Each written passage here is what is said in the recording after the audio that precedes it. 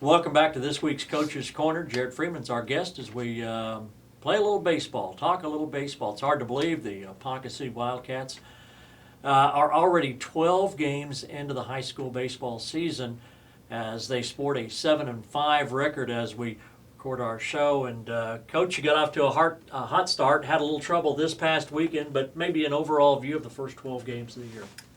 Yes, sir. I mean, we knew going into the season that pitching was going to be, we had a real lack of experience there. We looked at it and we had 2 wins and 17 innings coming back off of last year's team. So we were a little uncertain on how the pitchers would perform early, and it's kind of been as we expected, up and down.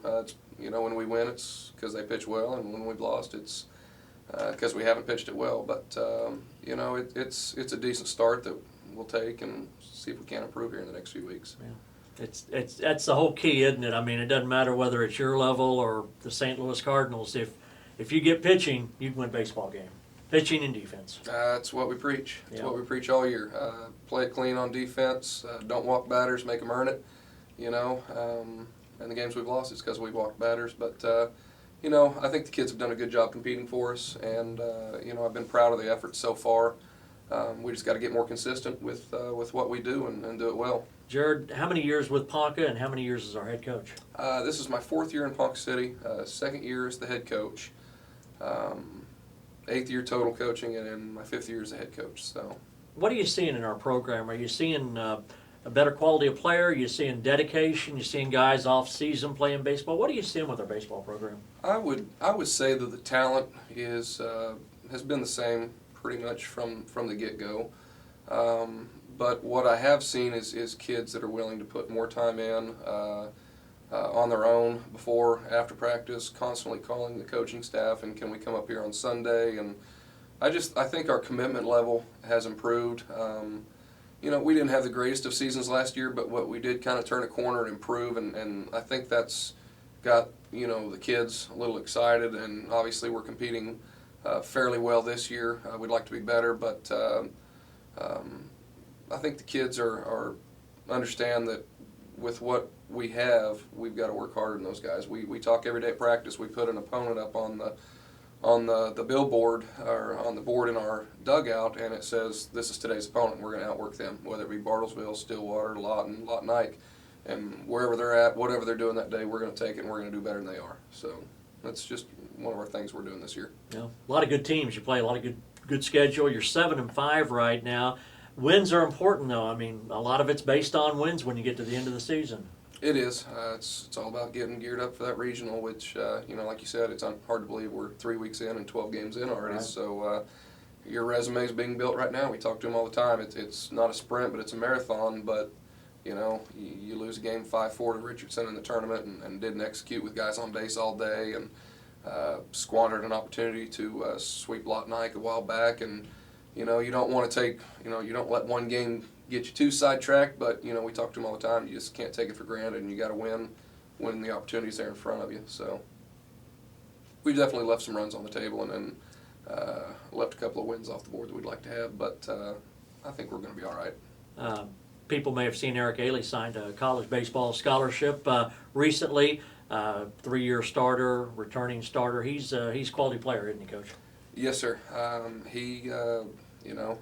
team knows he's the best we've got. He's doing a great job catching for us this year. Right. He's bounced around, but he's behind the plate for us this year, calling good games, throwing runners out. He's really helped the pitching staff out a lot. He'll pick guys off second base, first base, and kill rallies. And that helps pitchers when they're struggling a little bit. Through 12 games, he's hitting .500, 4 homers, 19 RBIs. I forget how many doubles, 7, 8, 9. He's one of the best ones around. We like to have him. And we might mention he didn't play this past weekend or didn't catch, so not an excuse, but you would have liked to have him behind the plate this weekend. We would, blocking balls, throwing runners out. Obviously the ball starts with the pitcher, and he's probably, in my mind, the most important, but the catcher handles the ball every single pitch. So, it's like I told the kids, kind of like in football. If the center can't get the ball to the quarterback, it's kind of hard to play the game, and we didn't do a very good job with it on Thursday at the tournament. Is this a young team? Is it a veteran team? We really are kind of balanced on that. We're playing 2 to 3 sophomores most days, 3 or 4 juniors, And then we've got a core, Eric Ailey, you mentioned, Zach Parks, doing a good job at DH for us this year. Brian Taylor's our number 1 on the bump. I know I'm leaving folks off. DJ Bishop, a move in from Tonkawa, super athletic kid that's helping us on the bases and in the outfield. I know I'm going to forget somebody, but okay. I apologize. That's fine. Well, it sounds like we're off to a pretty good start, 7-5. We're recording our program. What do we got this week, Coach? We are in the Bartlesville tournament.